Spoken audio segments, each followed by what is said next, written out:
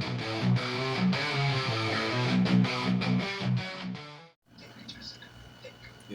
morning. And we're almost down to our first cup of coffee. We can start. Today we're working on the 164 scale beach house. As you can see, we have our final coat of white as requested. And we have all these windows because you can't have a beach house without having windows. And today we're going to be installing these new windows. My choice today is a UV epoxy resin with good old UV resin light. This is the first time I'm actually doing this technique. Normally I just cut either plastic or I'll make the window frames with balsa wood and then come up with something like that, but I wanted something a little bit cleaner, something like less window framey. So we've got the first one, seems to have worked.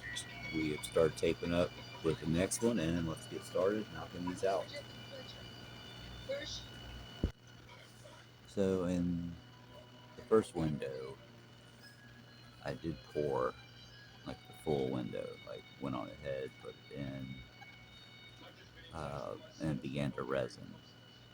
So that technique, I'm assuming it's because I had the light too close too soon, whatever you want to call it, like, the timing issue or whatever. Timing to distance is what I'm calling it. So what we're going to do here is we're actually going to pour a thin level to start. Because what happened was I ended up with a bubble in the back. And when I pulled the tape off, you could see the void. But I was able to come back in through the back and fill in. It was like 3 bubbles actually, or 3 voids. And luckily everything worked out. So this technique from a thinner level to start and to see the difference and just add and build up as I would like. So here we go.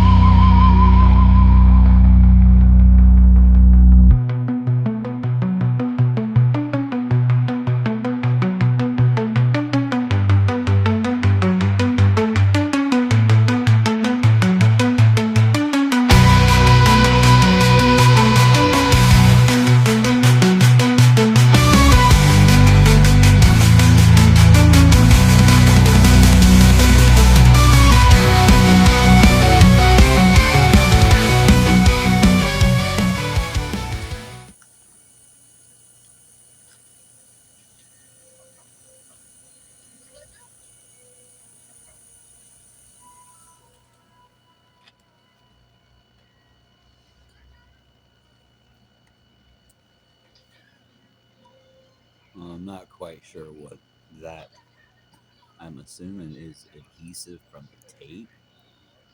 I don't know, but we're going to figure that out because that's not kosher.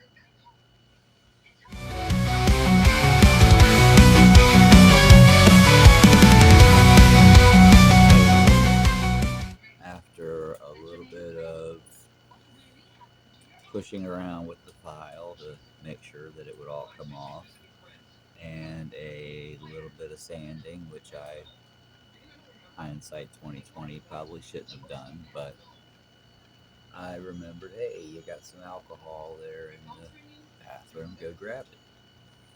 So we grabbed that in a Q-tip, and after some rubbing and some adding, there we go. Yes, it looks like T total craziness. Now the lights off, it looks a lot better. But